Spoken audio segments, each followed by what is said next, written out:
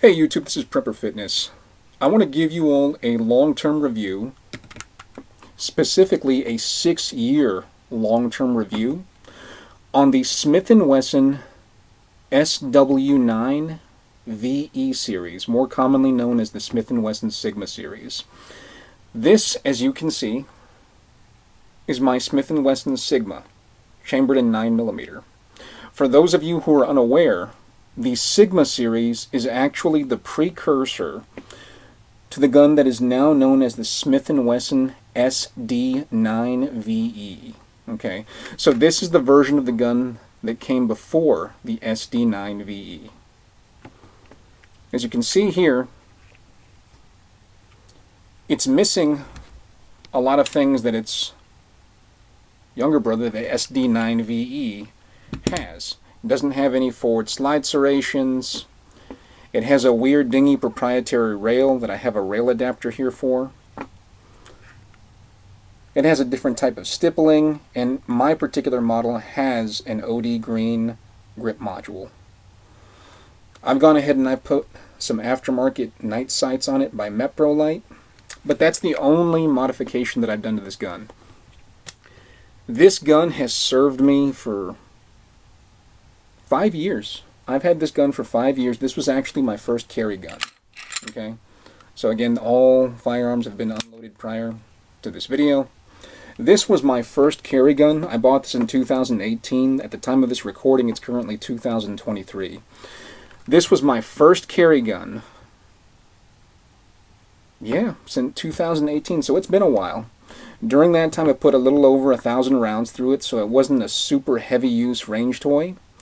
It was just something that I could afford at that particular point in time to carry. I bought this on the used market for $200 off of a classifieds ad. Okay.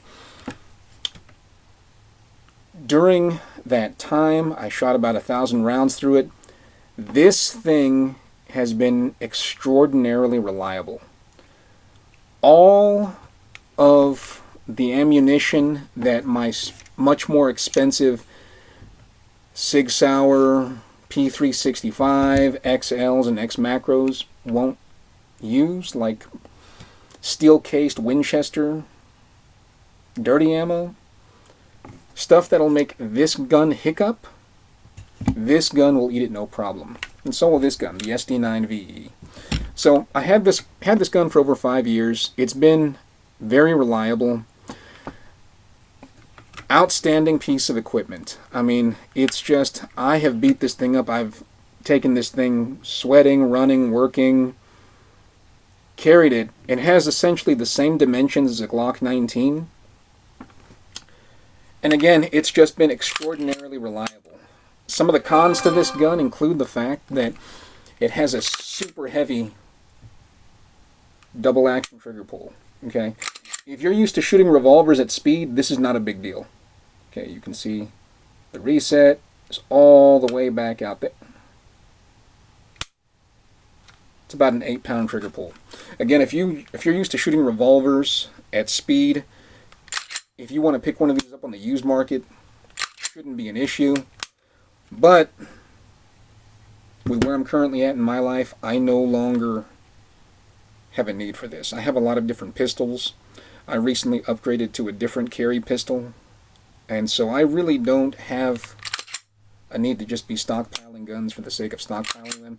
So I'm considering selling this one. I'm also considering selling my SD9VE, but before I do that, I wanted to bring you all this long-term review on the Smith & Wesson SW9 Sigma series, because if any of you are like me, like I was 5 years ago, you're watching a lot of these YouTube videos, you're looking at reviews on different firearms and things of that nature to see if something that comes on the market is more affordable, a budget handgun if you will.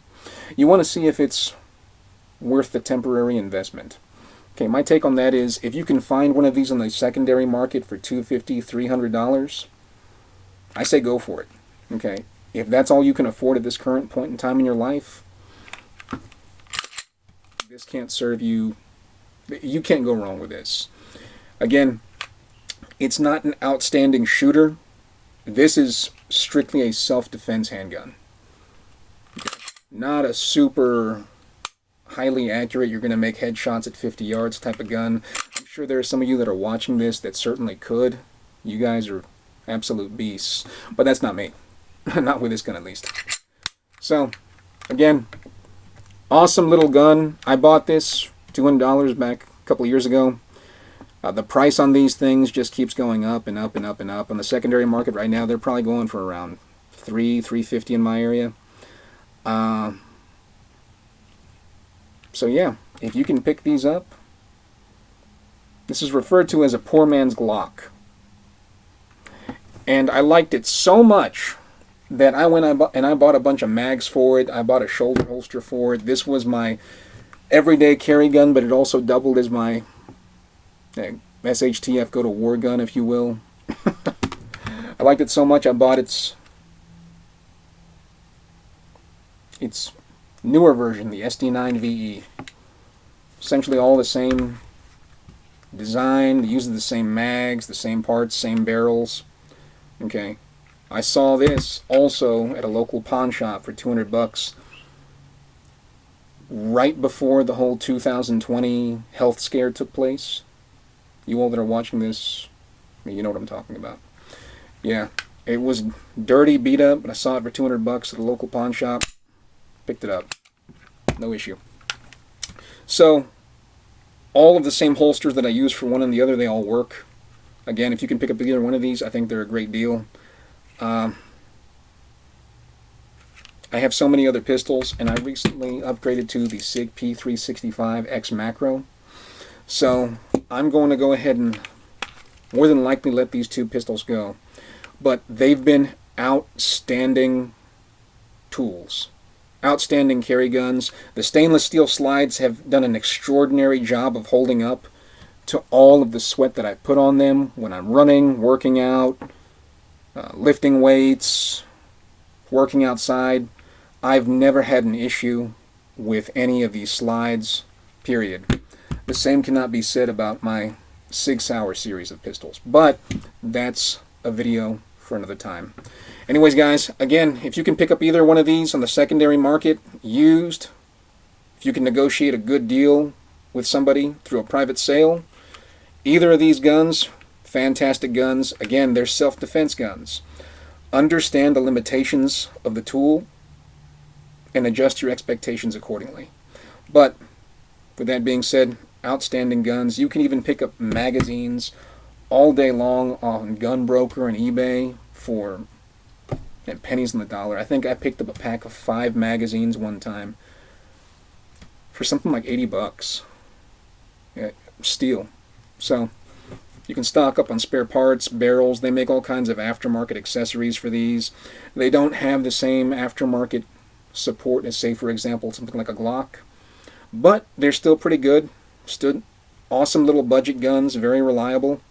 So if you can pick them up, you may want to consider doing so. Guys, thank you all so very much for watching my videos, and you all have a great day.